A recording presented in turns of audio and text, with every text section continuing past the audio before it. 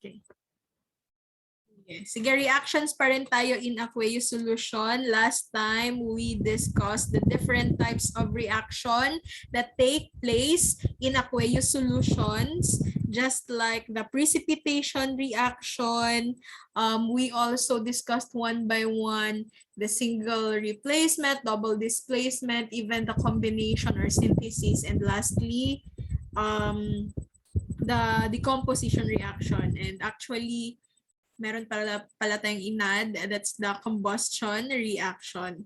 So again, we ended with acid and base reaction, which is called neutralization reaction. A little review: when you say neutralization reaction class, the products will always be salt and water. So the salt is not just limited to sodium chloride. It's just that sodium chloride is commonly known as the table salt. But when you say salt class in chemistry, that's an ionic compound. So when you say ionic, it is composed of a positively charged element and a negatively charged one. But that is not just for element. You can have the polyatomic ions though. Now, there are just acids and base that will give you a gas na product if mag-react sila with each other. And that is limited also, only to the reaction of acids with bases containing carbonates, bicarbonates, sulfites, and sulfides. So I hope you can still remember that even if you had your long break for the intramurals. Now let us continue with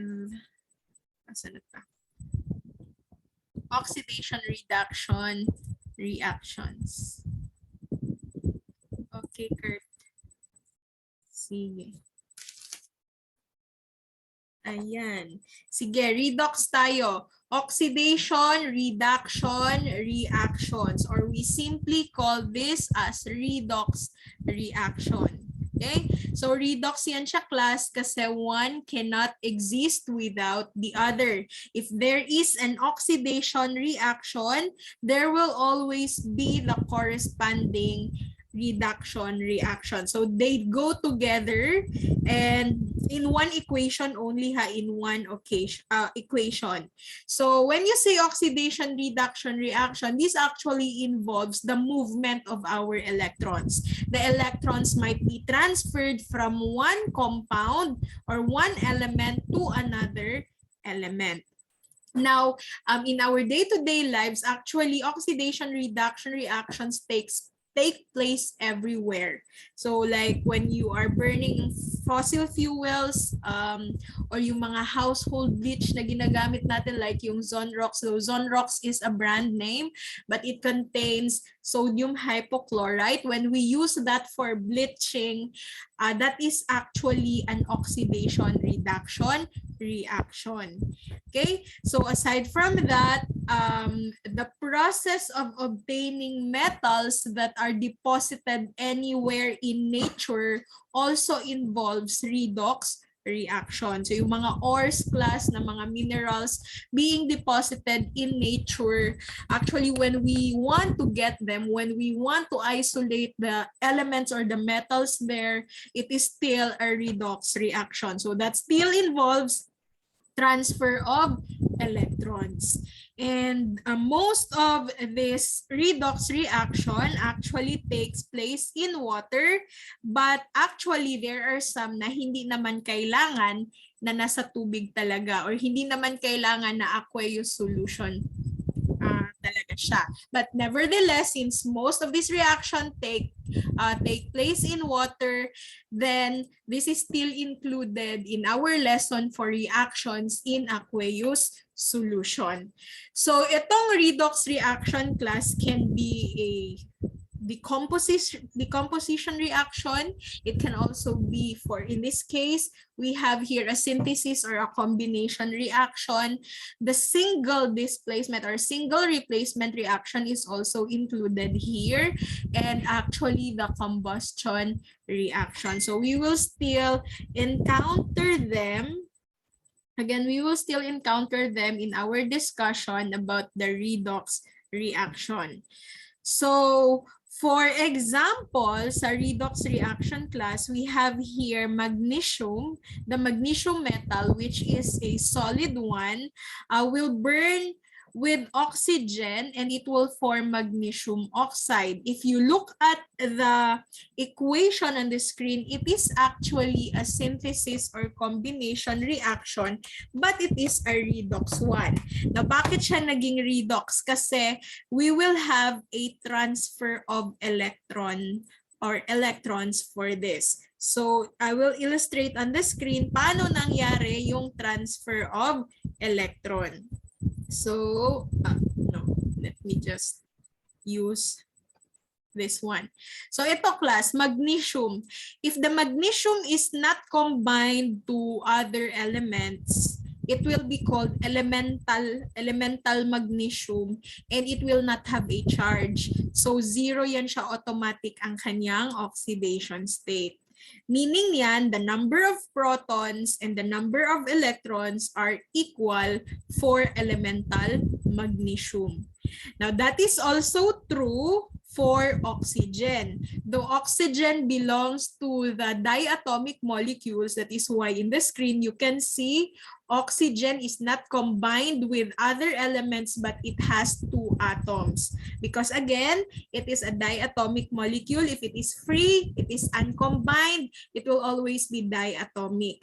But yung charge niya dito class is still zero.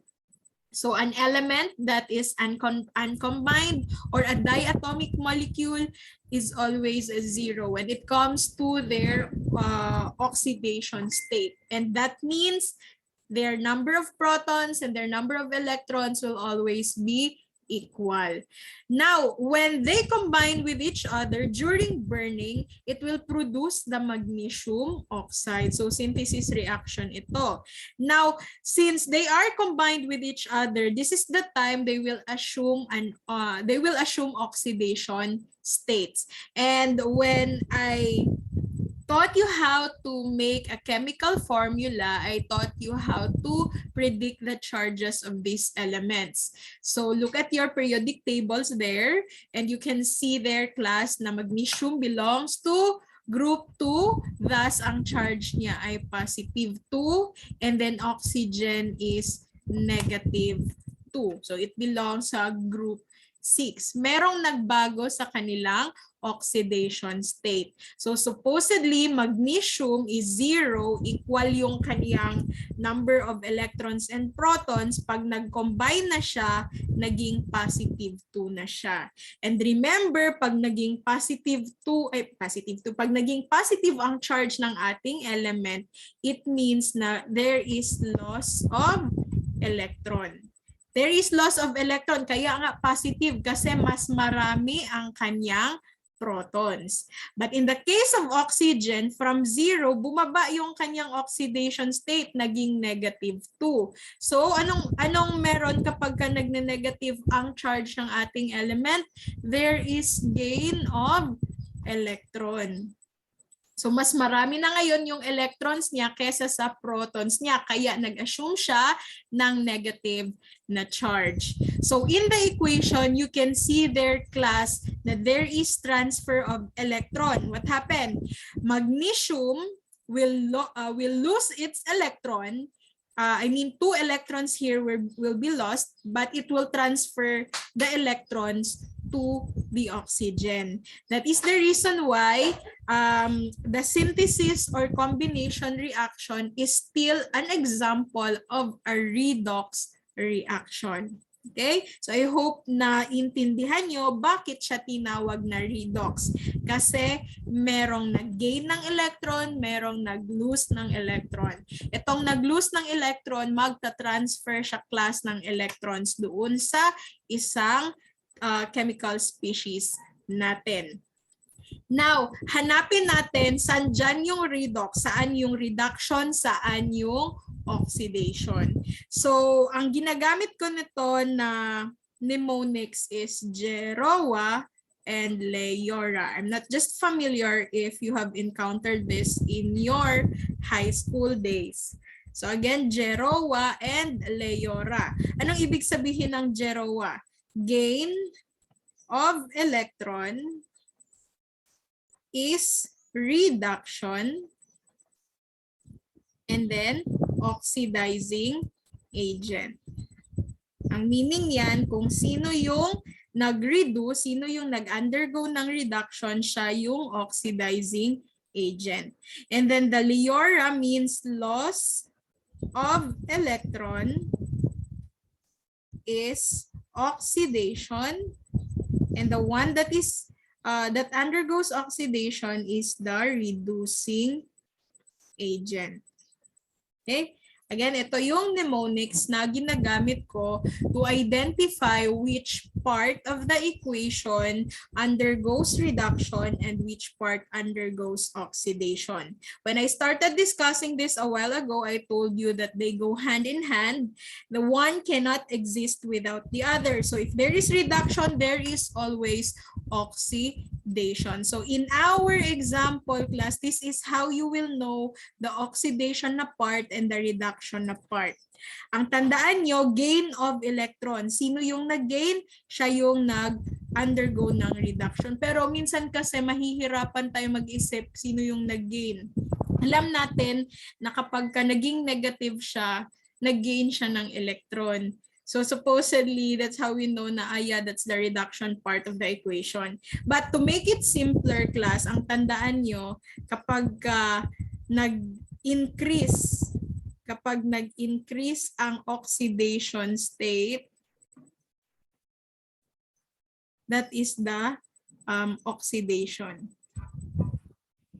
Again, pag nag-increase, class, na ang oxidation state, yan yung oxidation. Pero yung nag-decrease ang oxidation state, para mas madali atong life, siya ang reduction. What do I mean by that?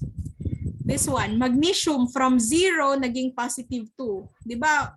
Nag-increase, 0 from positive 2, nag-increase siya. So automatic, you will label this part as the oxidation. Okay? This one, from magnesium 0, naging positive 2, that's oxidation. Nag-increase ang oxidation state niya. Okay? And then anong sabi? Pag oxidation, there is loss of electron. So kung titingnan natin, ang nag-loss of electron, naging positive ang charge. So 0, naging positive 2. Now, pag nag-decrease ang oxidation state, kagaya ni oxygen, from 0, naging negative 2. Ano daw siya? Ito yung part ng reduction in the equation. Okay?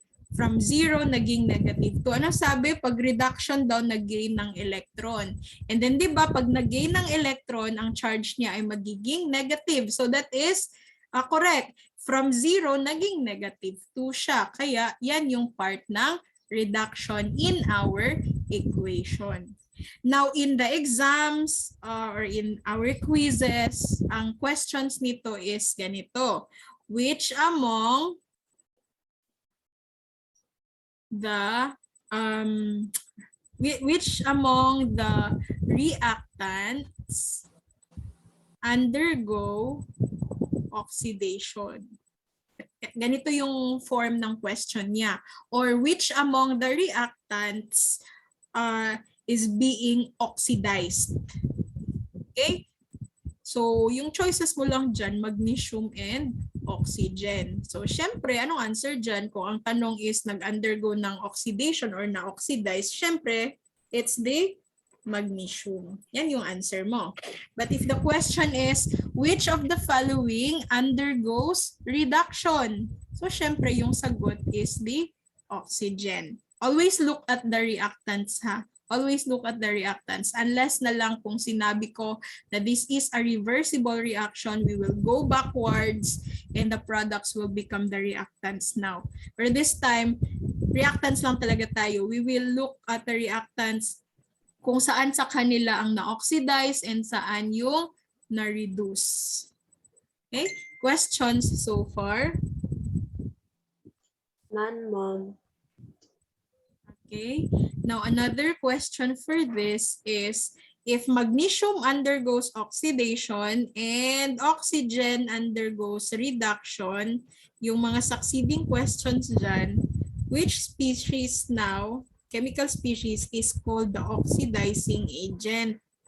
Alin doon sa kanilang dalawa ang oxidizing agent. By the way, ang ibig sabihin ng oxidizing agent, siya yung chemical substance na magiging reason why nag-oxidize yung another substance. Again, we call it oxidizing agent. So yung mnemonics natin class, GEROWA. Gain of electron, reduction, oxidizing agent. Meaning niyan, kung sino yung nag-undergo ng reduction, siya yung oxidizing agent. Sino ba yung nag-undergo ng reduction? Diba? It is the oxygen. So siya yung tinatawag natin class na oxidizing agent. Pero kung tatanungin kayo, which among the following is the reducing agent? Ano yung mnemonics natin? Loss of electron is oxidation, and the one that is oxidized is called the reducing agent. So, sino yung na-oxidize? Si magnesium. So, siya yung reducing agent natin. Okay? So that's how you determine which part of the equation is being oxidized, which part is reduced, and which is the oxidizing agent or the reducing agent.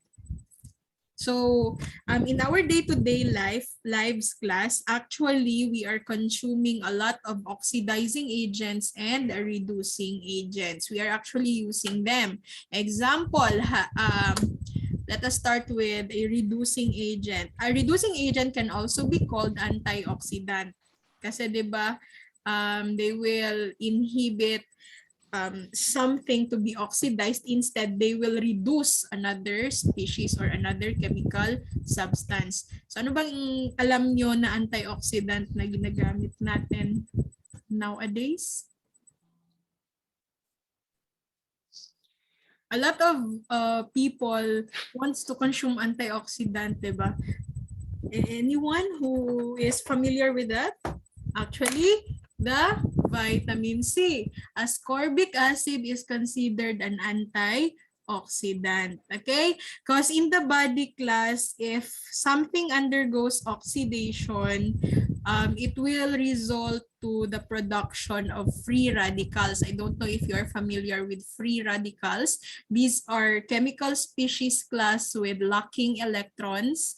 And they are the ones responsible for a lot of conditions in the body. Pwede silang mag-lead into sakit, like cancer or other pa na mga sakit class, or kung physically, free radicals will result to signs of aging, like yung mga dark circles, mga what do you call that, the lines sa tuwang tawagan na gani, wrinkles, yeah, the wrinkles, yeah, mo na siya ang gina-cause sa atong free radicals. So where do we get free radicals? It's from the food that we eat, or yung mga substances natin in the body will undergo oxidation. Example, kana ganing magdugay tag tulog, magpulaw ta, pagkabuntag anak class, daghan gyud tag free radicals in our body. That is the reason why we'll have our eye bags, our dark circles. So we have a lot of antioxidants that we can actually consume. So just like ascorbic acid, that is actually for the protection sa lawas nato. Muna, di ba, during the pandemic, grabe ang production sa ascorbic acid to boost our immune system. So aside from vitamin C, we also have vitamin E. The pinaka-common na brand name sa market sa vitamin E is the Myra E, right? Pero min na siya gina-advertise. So, kung sa'yo napansin ninyo sa advertisement sa vitamin E, di ba, murag ka ng pampagwapa siya. Pampaglow sa skin, ma'am. Yeah, pampaglow sa skin. Because what did I tell you a while ago? Pag nagpulaw ka, what will happen sa inyo? There will be signs of aging. There will be dark circles, wrinkles. So, ang vitamin E is an antioxidant to keep the free radicals from being produced in the body. By the way, free radicals is a product of oxidation, product of oxidation in our body. So to keep that from being oxidized, then we can give vitamin E para mag-glow atong skin. Kaya pag wala tay free radicals class, mag-glow jud ang atong skin. Dili ta magkaroon og dark circles. Okay? Now, how about the oxidants, mga oxidizing agents na to? We have oxidizing agents like hydrogen peroxide when we do kanang sa antiseptic man na nato, di ba? Production of oxygen to kill the bacteria. Yan naman yung essence ngayon ng mga oxidizing agents natin. So again, hydrogen peroxide, the sodium hypochlorite, if we do bleaching, sodium hypochlorite is the chemical substance na component sa atong mga Zonrox or Clorox na ginatawag. Again, that is called sodium hypochlorite. So marami tayong oxidizing and reducing agents in the market. But aside from that, we actually combine oxidizing agents and reducing agents to make our fireworks. So muna siya nga mubuto kay naana siya oxidizing and reducing agent. But in the laboratory class, we don't do that. We don't mix together strong oxidizing agents and strong reducing agents because that will result to explosion. So muna inyuhang makitaan sa mga palabas about science and mga experiments na mukalit lagbuto class. Mao na siya actually pag na-combine ninyo si reducing agent and si oxidizing agent, especially if they are strong, explosion yun ang gawas ana. So mao pud na ang though we don't want explosion pero ang iyahang gamit pud karon is sa fireworks. Okay? Pero let us have more examples of these equations involving redox reaction. So far, do you have questions? Alin dyan yung hindi naintindihan? Wala ba? Pero kanina, mention ko na ni Kagaina, di ba? Ang oxidation, we have here half of the reaction that involves loss of electron. Kaya nga siya Leora. Loss of electron, oxidation. But the one that undergoes oxidation is actually called the reducing agent. And the other half of the reaction is called reduction, which involves gain of electron. Kaya GEROA. Gain of electron, reduction, oxidizing agent. So yung mga reducing agents are actually chemical substances that will prevent the oxidation. So these are substances that will lose electron to the substance, to the other substance, and ma-oxidize siya. So marami tayong reducing agents, kagaya ng sinabi ko, ascorbic acid and our vitamin E. Actually, both vitamin C and vitamin E are antioxidants. Yung kaibahan lang nila class is vitamin C is water soluble. So water soluble siya in our body. If you consume a lot of vitamin C, it will just be incorporated in your urine and maihi mo lang siya. That is why when the pandemic started, a lot of people were actually consuming a lot of vitamin C to the point na nagwa 1,000 milligrams na yung iba. So yung ating requirement is just 500 milligrams. So yan naman talaga yung dose ng vitamin C natin. Pero we can actually get other sources sa vitamin C from the food that we eat. So ako, hindi talaga ako nag-take ng vitamin C even if the pandemic started because I always believe I can still get the vitamin C from the food I eat. And ang the rest niyan, iihi ko lang din. So akong ginaisip, magsayang lang kung kwartaan ni. Magsayang lang kung kwartaan ni, sige inom ng vitamin C niya. Mag-end up lang man gihapon siya sa ako ang urine. So I don't take vitamin C. Aside from that, dili kaya sa ako ang tiyan na because that is very acidic. But for those people na hindi balanced ang diet ha, kung karni lang tanan, wala nagakaon og gulay, wala nagakonsume og other types of food. So di ba tong elementary tago, grow and glow yun na siya, kailangan nimo na siya i-balance. So kana mao na siya ang dapat mo inom og vitamins na supplement. So pwede mo mag-take og vitamin C. Pero again, kung sobra-sobra na, ihi lang gihapon na ninyo class because vitamin C again is water soluble. However, vitamin E is fat soluble. So fat soluble na siya in the body, so it will be deposited sa ato ang mga adipose tissues and dito siya mag-take og action as an antioxidant. So pagtanaw na to sa ilahang activity karon, vitamin C is used more on the immune system while the vitamin E is more on our skin, marag aesthetic nga purpose. So mana ilahang difference karon. Pero they are both antioxidant or we call them reducing agent. Okay? So let's move on. Oxidizing agents can be defined in two different ways. Oxidizing agent can be an electron acceptor. So kagaina sa illustration class, 'di ba, when you say GEROA, gain of electron reduction oxidizing agent. So na-mention na nato kagaina na pag moingon ka og oxidizing agent, mag-gain siya og electron. Or we can call it na nag-accept siya og electron from the other species. So ang electron sa isa ka compound, i-transfer niya dito kay oxidizing agent. Okay? So muna nga gitawag po, mag-undergo siya og reduction, mag-reduce ang iyahang oxidation state. Or when you say oxidizing agent, it can be an atom transferring substance. So look at the example on the screen. You have there a ferric oxide or iron trioxide plus mag-react siya with carbon dioxide. Ang kanyang products will be iron and this is carbon monoxide. This is carbon monoxide and then the product will be carbon dioxide.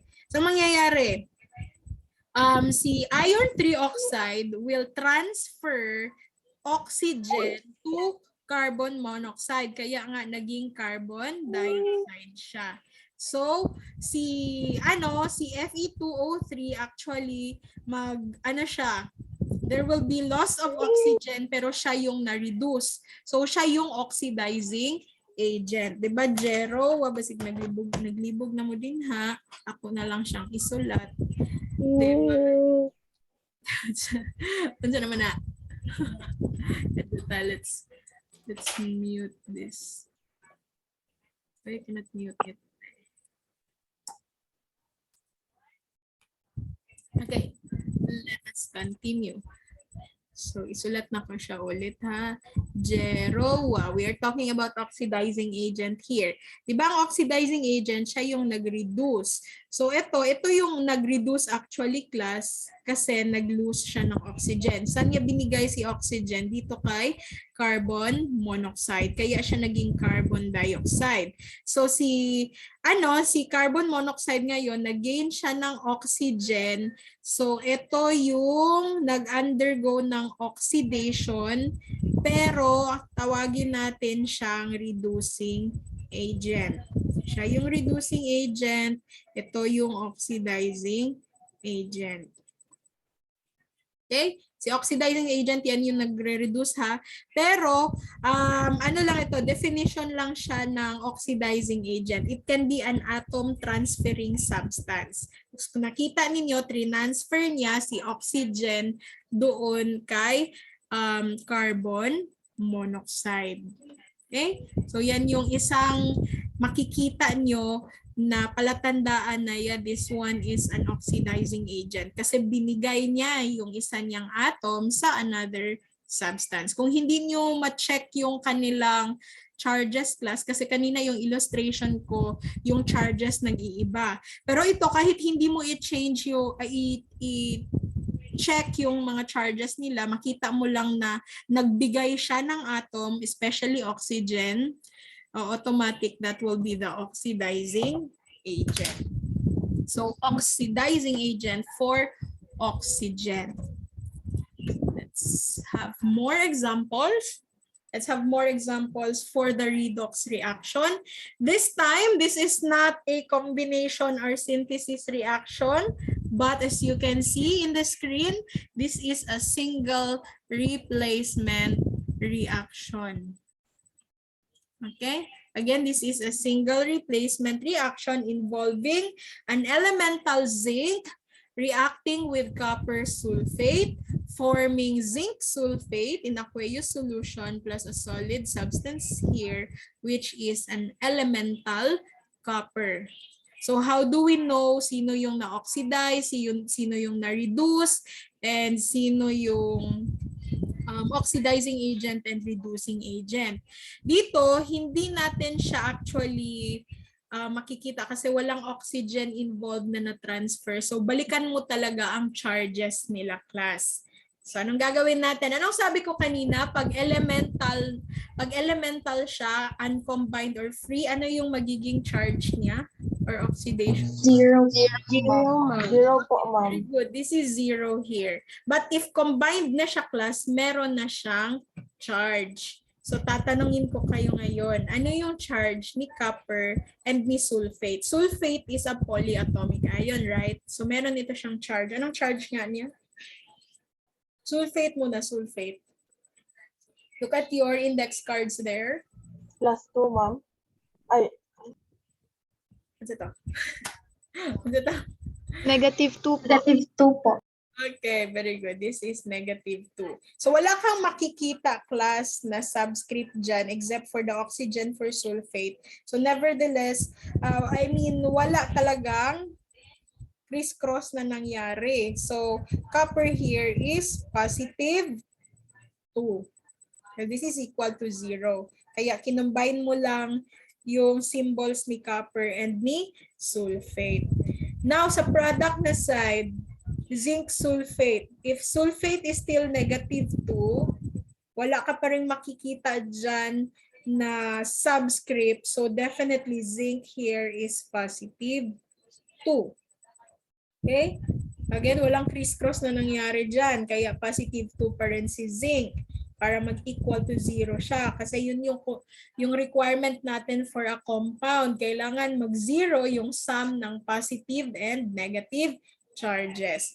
And lastly, we have copper here, which becomes elemental, meaning uncombined or free siya. So this becomes 0. So let's look at now kung alin dito yung reduction and oxidation. Let's partner them. Zinc from 0 becomes +2. Copper from +2 becomes 0. Now let's not just look at sulfate because walang nangyari kay sulfate. Ganun pa rin, -2 pa rin siya sa product and sa reactant na side. Now my question here is which of the following undergoes reduction?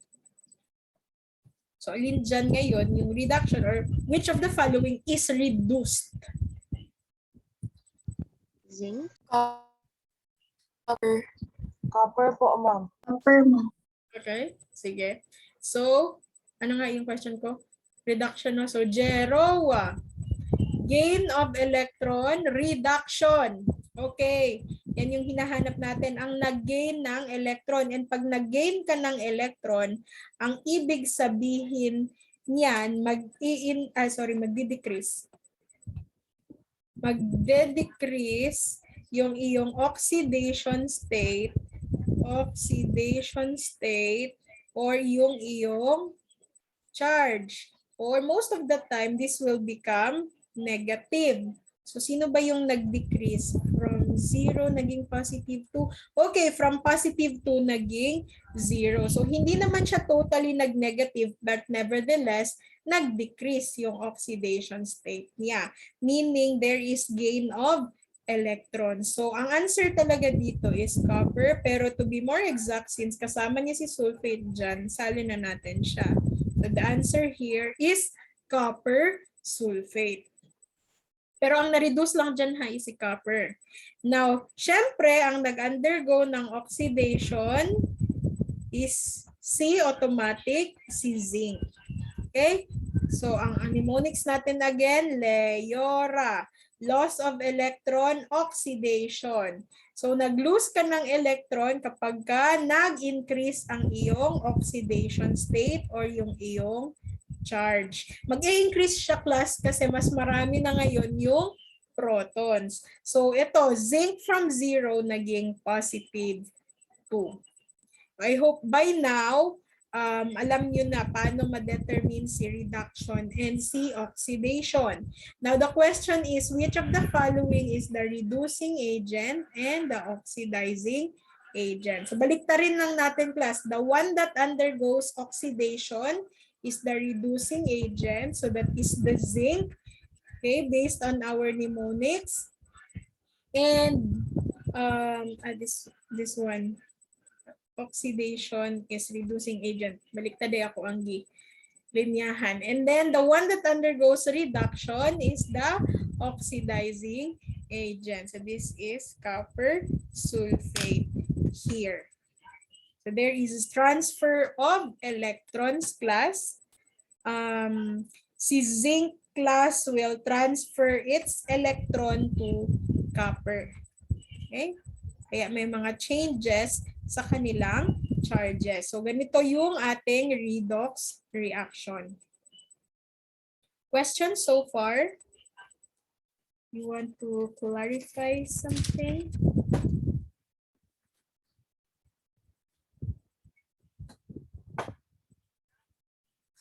Wala na? So let us continue.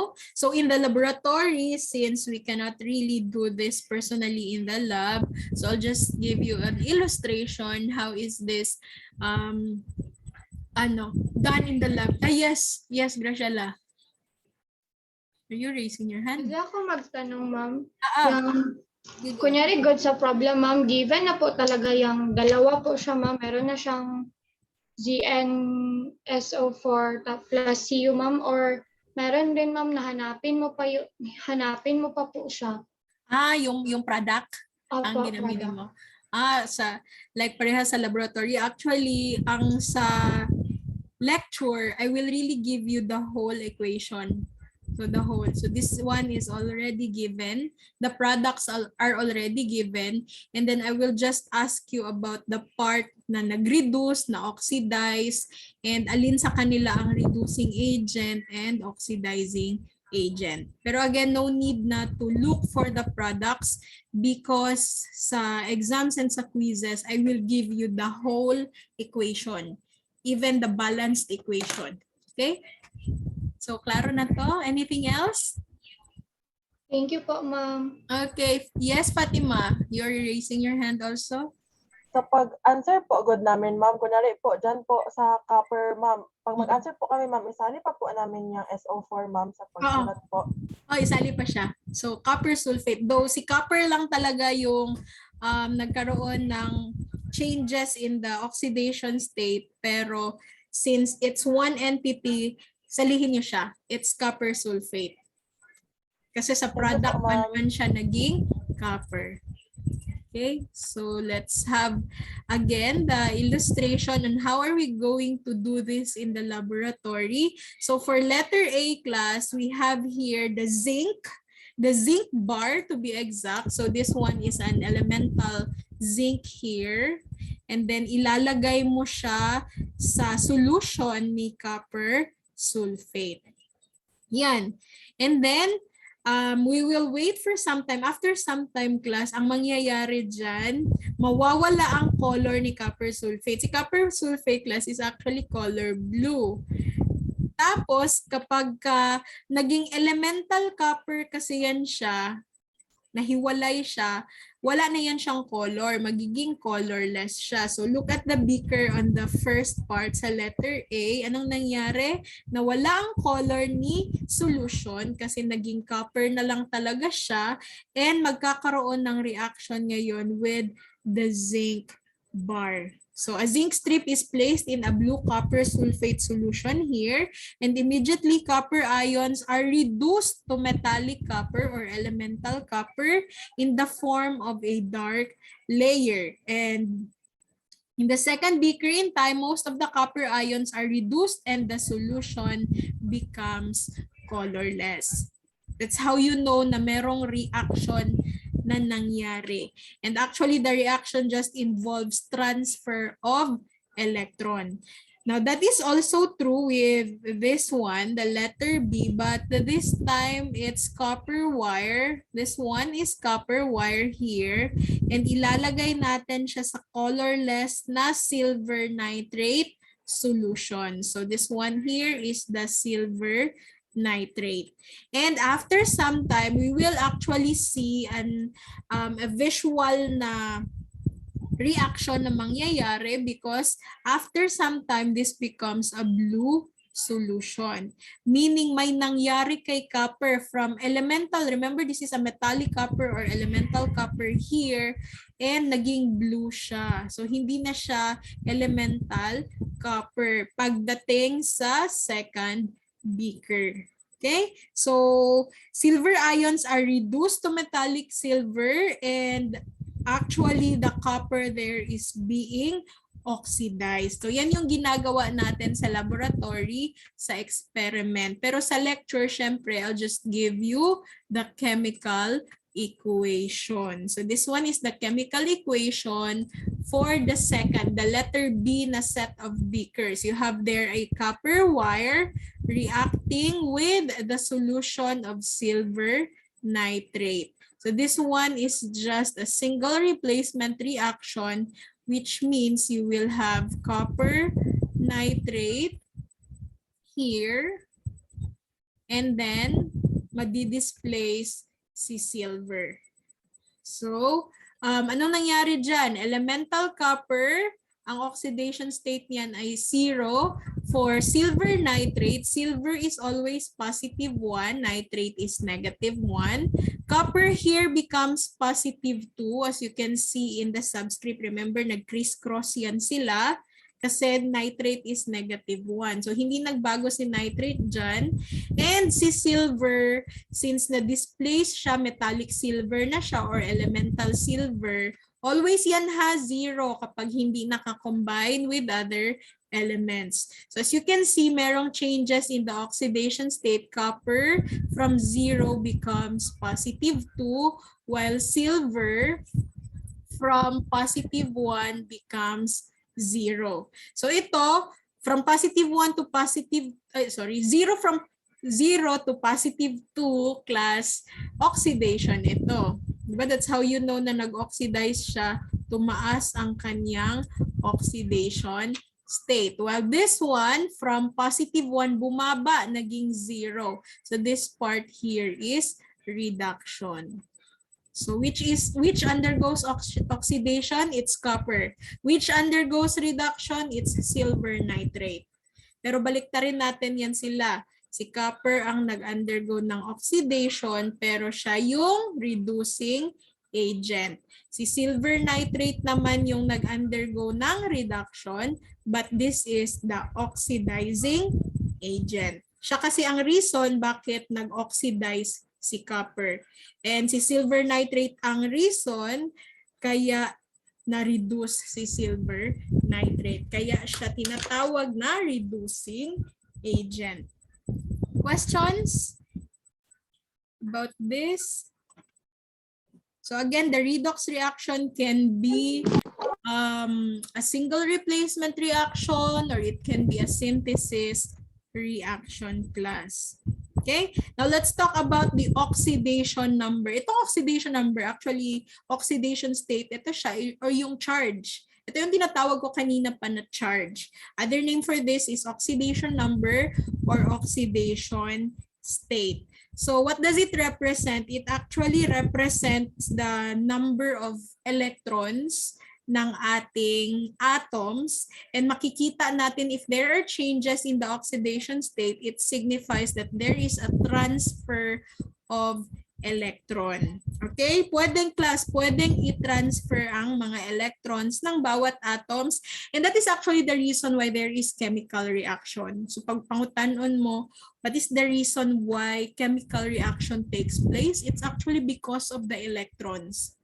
It's not because of the protons or the neutrons, but it is because of the electrons.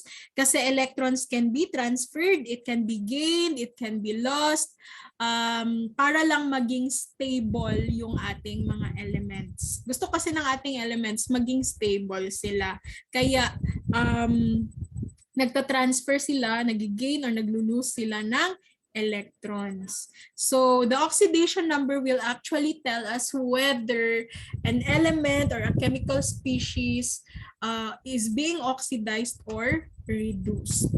So meron tayong rules class sa pag-assign ng oxidation number natin. Number 1 rule, nasabi ko na siya kanina, na kapag free element siya, what do you mean by free element? Hindi siya nakakombine with other element, as in purely kung copper lang talaga siya, we call it an elemental copper or a metallic copper.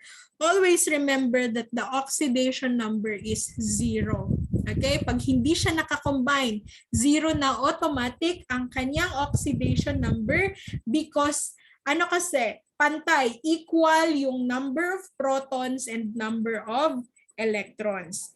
And this is also applicable to diatomic molecules. So kahit nakakombine sila pero nakakombine lang naman sila sa kapwa nila, like oxygen and oxygen, so kaya meron tayong O2, basta sa sarili lang nila sila nakakombine, parehas nila na element, 0 pa rin yung kanyang oxidation state. So yung Birchnoff natin or Birchnoff na diatomic molecules, silang lahat 0. Okay? Now number 2, for ions composed of only one atom or monoatomic ions siya, the oxidation number is equal to the charge ng ion na yan. So yung tinuro ko sa inyo na arrangement nila in the periodic table, like yung nasa group 1, positive 1, group 2, positive 2, yun yung i-assume natin na oxidation state kapag ka naging ion sila or nakakombine na sila with other elements. Okay, again, gagamitin natin yung charges kapag ka naging ion yung substance natin or nakakombine na sila with other elements. Ganun pa rin ha, ang group 2, positive 2, yung mga transition metals natin, most of them are positive 2, may mga exceptions lang to the rules if meron silang dalawang charges. Okay? And the oxidation number 3 tayo. The oxidation number of oxygen in most compounds is negative 2. Alam natin yan, oxygen belongs to group 6A in the periodic table. And yung mga elements na nasa group 6A, yung charge nila ay negative 2. Pero may exceptions tayo. Kasi in the case of the peroxide kasi is negative 1. Again, hindi negative 2 ang oxygen sa case ni peroxide. So example, we have here hydrogen peroxide. Hydrogen kasi here is supposedly positive 1, pero yung itong O2 kasi dito, yung charge niya is negative 2. So, kung dalawa, diatomic molecule siya pero negative 2 yung charge niya, kung i-divide natin yan, oxygen here is actually negative 1. One molecule of oxygen is negative 1 here. Kaya kung nakita nyo, iba yung chemical formula ni hydrogen peroxide class kasi this will not be equal to 0, kaya mag-criss-cross tayo. Pag criss-cross natin, hydrogen will assume the 2 and then oxygen will have 1 pero diatomic molecule siya kaya H2O2. Hydrogen peroxide. Yan lang yung exception ni oxygen class. Sa ibang compounds, always talagang negative 2 si oxygen. Magiging negative 1 lang siya kung peroxide siya. So I hope that's clear. Questions so far for the first 3 rules in assigning the oxidation number? Hope I can finish this morning. We still have time. Okay, let's move on. So we have here number 4. The oxidation number of hydrogen is always positive 1, and we know that hydrogen belongs to group 1 in the periodic table, so positive 1 siya. Pero may exception. What's the exception? Except when it is bonded to metals in binary compounds. Kapag kasi hydrogen naging second element, nakakombine siya with the metal, yung kanyang oxidation number is -1. Okay? Let me give you an example. HCl. Pag nauna si hydrogen, it is always +1. Okay? And then chlorine is -1. Pero pag nasa huli si hydrogen, kagaya ni lithium hydride, lithium is +1 and hydrogen here becomes -1. That is the difference. Okay? Pag nauna siya, +1. Pag nahuli siya, -1. That's the exception for hydrogen. Now for the halogens, I hope you can still remember what the halogens are. They are group 7A in the periodic table, starting from fluorine, chlorine, bromine, iodine, and lastly, we have astatine. So anong sabi ko sa inyo? Sila, ang charge nila ay -1. Pero meron tayong exceptions and ito yung kapag meron tayong oxo acids. And I hope you can still remember the oxo acids. Ito yung acids class na merong hydrogen, merong oxygen, and merong central atom. So kung ang central atom niya, for example, ay chlorine, so oxo acid ang tawag dito. And kapag ganito class na nagiging central atom si halogens dito sa oxo acids natin, hindi class -1 ang charge niya. Most of the time, it's positive. But I will teach you how to compute for the oxidation number para sa ating oxo acids. Okay?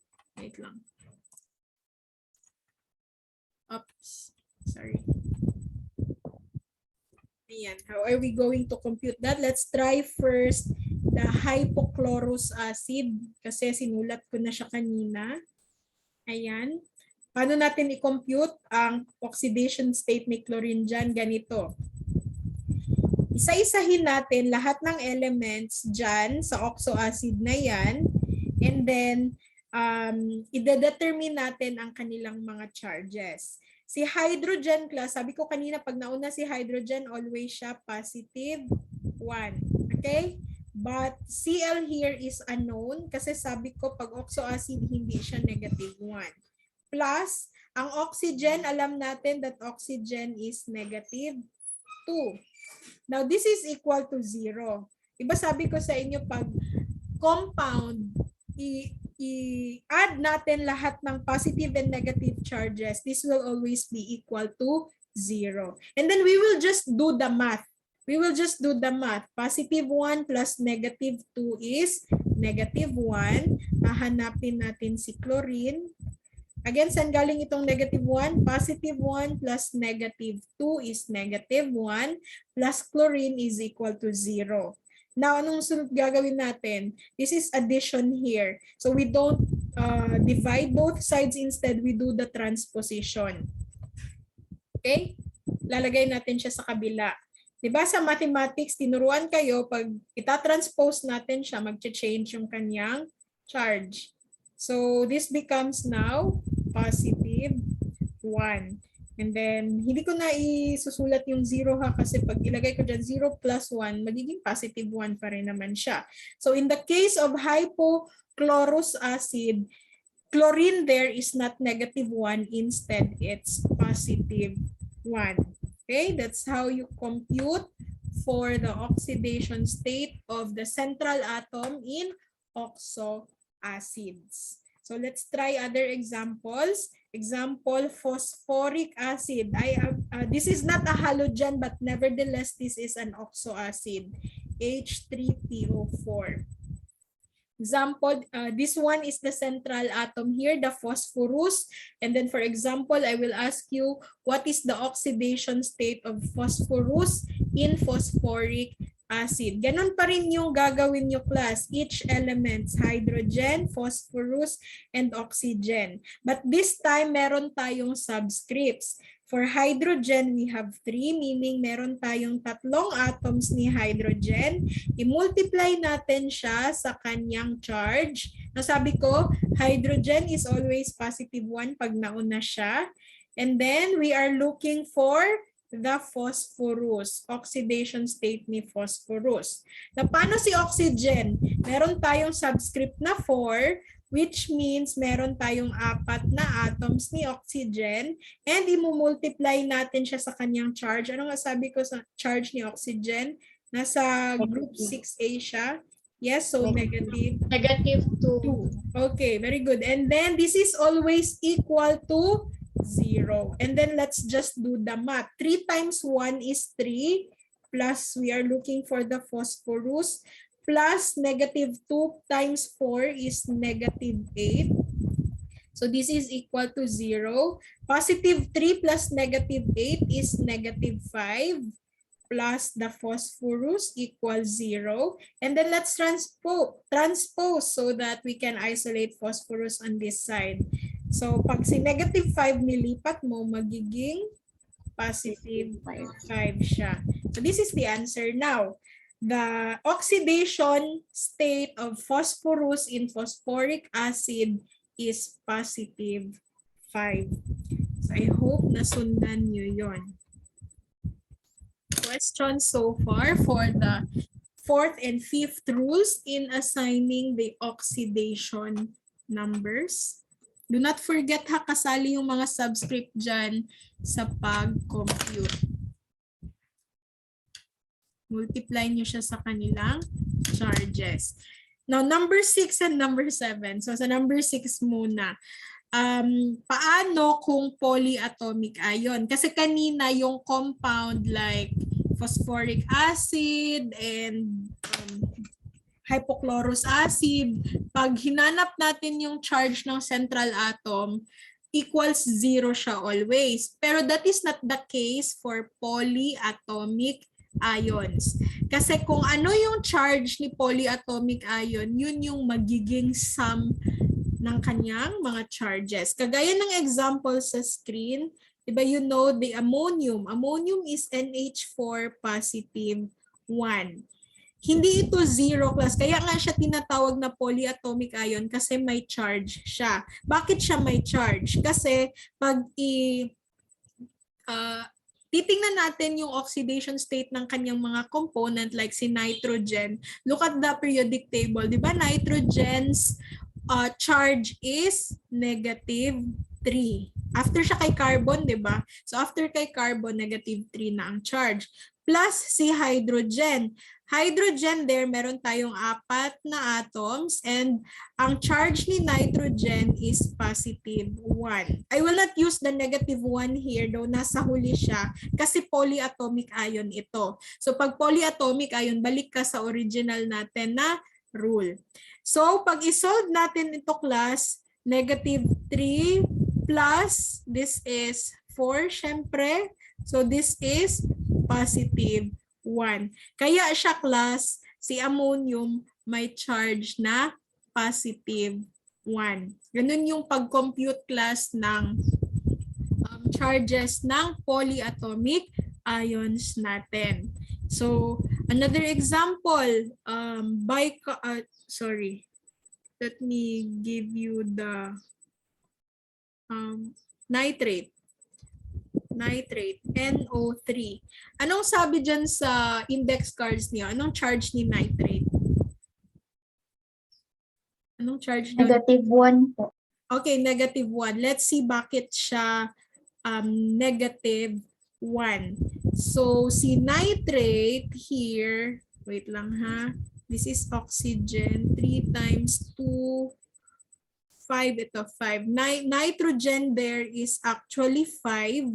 Wait lang, sasabihin ko later bakit siya 5. And then oxygen here is 3 atoms. And then, this one is -2, right? Oxygen is -2. So kung i-compute natin ito, 5 plus 3 times 2 is -6. So this is -1. So ang class, kaya kung titingnan nyo yung index cards nyo dyan, ang charge ni nitrate ay -1. So si nitrogen kasi is not just -3. Pwede siya mag-assume ng other oxidation state, kagaya sa case ni nitrate, it's -5. And that is the reason why merong charge si nitrate na -1. All in all ha, all in all, -1 yung charge ni nitrate. So, pinapakita ko lang sa inyo paano nagkaroon ng ganyang mga charges yung polyatomic ions natin. Okay, hindi siya kagaya ng compounds natin na equal to 0 parate yung sum ng charges nila. Okay, so iba yung sa polyatomic ions. Now for number 7, oxidation numbers do not have to be integers. When you say integers, these are whole numbers. So for example, the oxidation number of oxygen in the superoxide ion is -1/2. Lahi ang peroxide ha. Kanina, meron tayong peroxide na O2, -2. Kaya ang charge ng isang atom ng oxygen dyan ay -1/2. Pero in the case of superoxide is actually a free radical. So, pwede ito mag-exist inside our body. And alam nyo na yung mangyayari pag may free radical ka. So, si superoxide actually, ganito siya. Diatomic pa rin siya pero ang charge niya ay -1. So if you are asked what is the oxidation state of one atom, kasi dalawang atom ito siya. So ang isang atom ng oxygen dyan, -1 divided by 2 is -1/2. So there are cases class na the oxidation state of an element is not a whole number but instead a fraction. So pwede pa rin yan. That is existing also. So questions so far, I think that's the last rule sa pag-assign ng oxidation number. Merong hindi naintindihan dyan? Or wala pa nag-sink in sa inyong mind ako mga gipangsulti karon. So, pwede na mo mangutana sa kuha anytime. If for example, you are studying and you are confused about something, you can always ask question. Pwede sa Schoology, sa message dito sa Schoology. Kaya lang akong problema gud sa Schoology is not all the time nag-open ko og Schoology. Mag-open ra ko na og na ako'y klase. So pag na ako'y klase, makita na ko inyong message. Pero for some other time, hindi ko siya na-open. So mas dali ko ninyo makontak kung sa messenger mo mag-send og message. So, pwede ra ko ninyo i-chat sa messenger. Akong pangalan. So, pangalan yun ako, tibuok. So, pwede ra mo mag-send og message dito if you want to ask about something. Okay. Paulit sa number 7. Ang number 7 just tells you na hindi sa lahat ng oras integer yung ating charge. When you say integer, it's a whole number. So merong mga cases na fraction ang charge or ang oxidation state ng ating mga elements. So kagaya sa case ni superoxide. Diba supposedly oxygen is -2. Pero pagdating sa peroxide, kanina, sinabi ko peroxide is O2 -2, which means ang isang atom dito ng oxygen is -1. Ang isang atom ha kasi diatomic ito. Pero sa case ni superoxide, which is also a free radical existing in our body, especially if nagapulaw ta, si superoxide is actually a diatomic oxygen, pero ang charge niya lang ay -1. So kung tatanungin ka, ano yung oxidation state ng isang atom lang ng oxygen for the superoxide? So 2 divided by, baliktad, -1 divided by 2 is -1/2. So again, for number 7, there are really ions na ang oxidation state nila ay naka-fraction, hindi siya whole number. So one example again is superoxide. Paano yan i-apply sa problem? What do you mean, paano yan i-apply sa problem? Like mag-ask ako sa inyo ng oxidation, reduction, oxidizing agent o reducing agent. Depende kung may ibibigay ako na superoxide in the problem. So you will actually notice the superoxide kasi diatomic molecule siya, pero -1 yung kanyang charge. And actually, superoxide is not most of the time combined with other elements. So, hindi ako mostly magbibigay ng superoxide sa inyo. Paano to naging -1? Ang H2O2, wait lang. H2O2 is hydrogen peroxide. So, di ba remember, si hydrogen dyan, always yan siya +1. And si oxygen dito, diatomic molecule siya, pero ang charge niya -2. So, mag-criss-cross ka dyan, kaya si hydrogen may 2 siya na subscript, tapos si oxygen may 2 pa rin siya na subscript kasi diatomic molecule siya.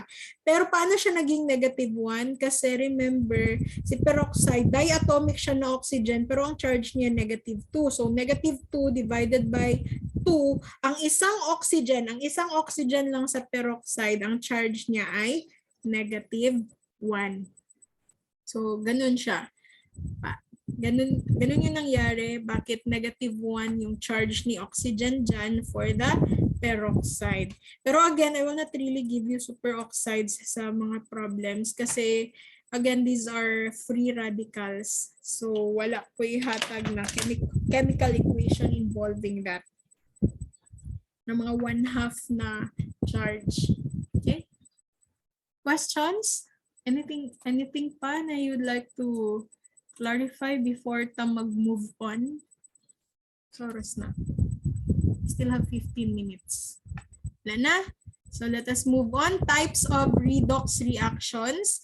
We have here combination reactions. Daw na-mention na ako kagaina na ang redox pwede siya combination, pwede po siya single displacement, pero actually included pa rin si decomposition reactions here, si combustion reaction, and I will introduce to you the disproportionation reaction.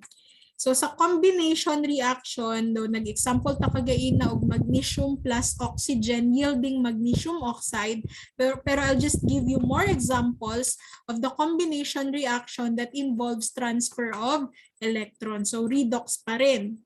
So we have here sulfur burning in air to form sulfur dioxide. So this is letter A in the laboratory. If we have sulfur tapos i-burn nato siya, mag-combine siya with oxygen, nahimo na siya sulfur dioxide. Pero paano siya naging redox reaction? Remember class, sulfur here is a free element, so zero iyahang oxidation state. That is also true for the oxygen. Though oxygen is a diatomic molecule pero zero pa rin.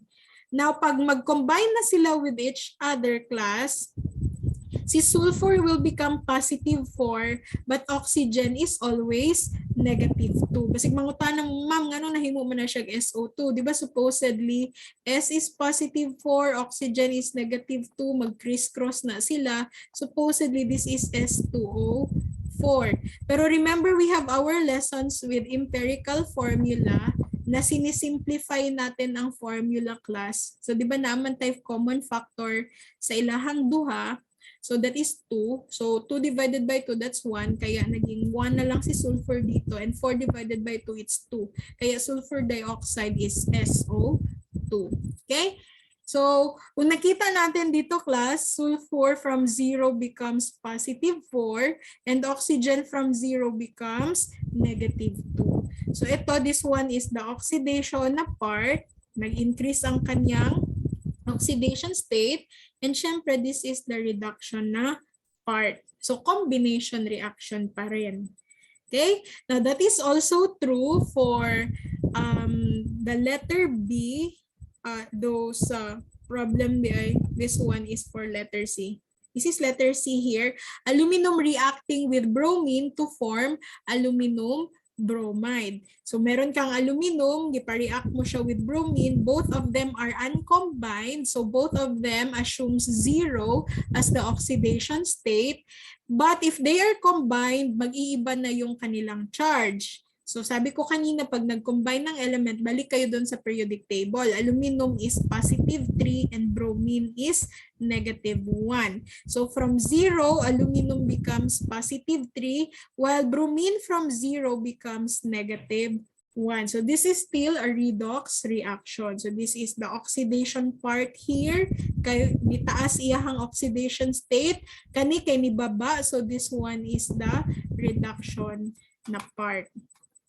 So, to conclude, combination reactions are redox reactions. So, kanang letter B, that is actually sodium. Tapos, i-burn natin siya with chlorine. That's how we form the sodium chloride. And to illustrate, you have here the sodium plus the chloride. Remember, chloride is a diatomic molecule.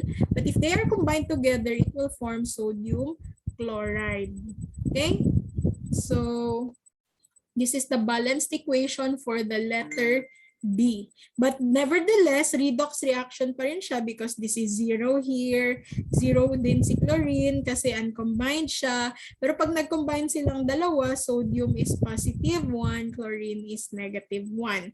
So sodium, nag-increase ang oxidation state. This is oxidation here.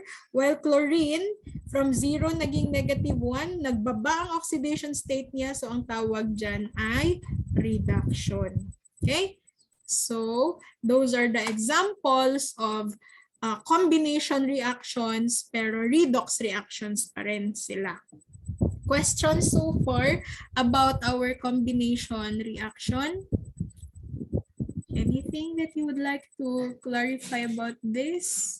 I hope by now, meron na kayong hint on how to identify the parts of the equation. Now, this is just class, what do you call this? I'll just give you this illustration para it will be easier for you to identify the oxidation states of our elements. So, merong mga elements dyan na marami yung oxidation state class, mga possible oxidation state nila yan kapag ka nag-combine sila with other elements. Remember kanina sa nitrate, ano nga yun? Nitrate is positive, nitrogen there is negative 5, while oxygen remains negative 2. Kung titingnan natin si nitrate dito, possible talaga siya. Na kahit alam natin na negative 3 supposedly si nitrate, pero sa case plus sa mga polyatomic ions or sa mga oxo acids, nitrogen becomes positive 5. Okay, so these are just examples of the elements with their possible oxidation states. Pero pag tinanong ko kayo, charge ng nitrogen, negative 3 yan ha. Pero pag ang question ko, oxidation state, so pwedeng maraming oxidation state si nitrogen. Okay? And also, just like the combination or synthesis reaction, decomposition reactions are also redox reactions. So let us give an example of a decomposition reaction we have here. We have here mercury 2 oxide decomposing to your elemental mercury and oxygen. Paano mo yan sila mapaghiwalay? I-hit mo sila. I-hit mo si mercury 2 oxide, maghihiwalayan sila.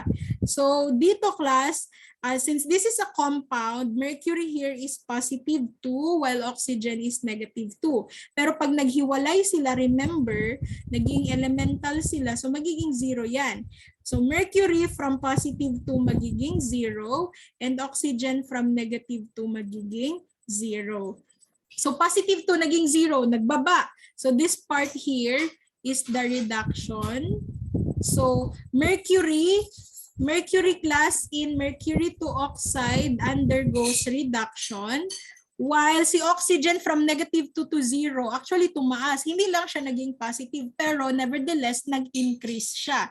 So si oxygen in the mercury 2 oxide undergoes oxidation. Okay? So yan yung para naman sa decomposition reaction. Okay? Questions for that? Diyan yung hindi naintindihan. So, ang question ko dyan, class, which undergoes reduction, since this is decomposition reaction, wag nyo siya isulat na whole HGO. Ang specific part lang ni mercury to oxide na nag-undergo ng reduction, and that is mercury. And then oxygen for the oxidation. So that is also true for the letter B. Ganun pa rin, i-hit mo si potassium chloride plus, you will have a decomposition reaction. It will produce potassium chloride and oxygen. So ano mangyayari dito? Let me illustrate this one. Potassium chlorate is a ternary compound. So meron kang central atom there, and actually kinompute nila bakit merong positive 5 dyan. Nag-compute, kagaya nung tinuro ko kanina sa oxoacid, ganun pa rin yung computation yan. So KClO3, we know that potassium is always positive 1. We will look for chlorine here. And then, oxygen will always be negative 2. Pero tatlong atoms yan, so times 3. And since this is a compound, so this is equal to 0. So positive 1 plus your chlorine plus negative 2 times negative 3 is negative 6 equals 0. Negative 6 plus positive 1 is negative 5. Plus chlorine, this is equal to 0. And let's do transposition. Chlorine now becomes positive 5. So kung kukumpletuhin natin ito, chlorine is positive 1. Potassium is positive 1, chlorine is negative 5, and oxygen is always negative 2. Pero pagdating doon sa product, potassium is positive 1, chlorine is negative 1, and oxygen is a diatomic molecule, so 0. Kaya hindi sinulat si potassium kanina kasi walang pagbabago sa kanya. Ano ang nagbago? Chlorine from positive 5 becomes negative 1, while oxygen from negative 2 becomes 0. So kung tatanungin kayo, alin sa components ni potassium chlorate ang na-oxidize, syempre, it is the oxygen. From negative 2, naging 0 siya. So this part here is the oxidation. Hindi siya naging positive, pero at least tumaas from negative 2 to 0. And for chlorine, from positive 5 to negative 1, bumaba siya. So syempre, this is here the reduction. Okay, so ang pangutanaan na asa ang nag-undergo reduction. For the decomposition reaction, please answer automatically chlorine. For the oxidation, please answer oxygen. Okay, oxygen ang nag-undergo ng oxidation. Any clarification? I'll just end with the sodium hydride. So si sodium hydride here, class, is nakita nyo naman, sodium is positive 1, and ito yung exception kanina sa hydrogen. Diba sabi ko, pag si hydrogen nasa last, it's negative 1. Pero pag naghiwalay sila, nag-undergo sila ng decomposition reaction, maghiwalay, so elemental elements na sila, or metallic element na siya, so 0 na yung kanyang oxidation state. The same thing with the hydrogen. So from positive 1 naging 0, nagbaba. So this is the reduction here. And from negative 1 to 0 tumaas. So this is the oxidation part here. So again, decomposition reactions are still redox reactions. So dyan ako mag-end. Tomorrow, we will have our quiz up to here, up to decomposition reaction from the start. And then after the quiz, we will continue with the combustion reaction, displacement reactions. Though ang tinuro ko sa inyo ay metal displacements, kaya meron kayong index cards dyan for the activity series of metals. But actually, we have other forms of displacements like hydrogen displacement and halogen displacement. And then I will end my discussion tomorrow with the disproportionation reaction. And but actually, if I still have time after the quiz and after the discussion about the remaining topics, actually I will start with a new lesson. Okay, questions so far before ta maniud to? Wala na? Kung again, kung naamoy pangutana, you can reach me sa Facebook, sa Messenger. Sa Messenger na lang mas dali.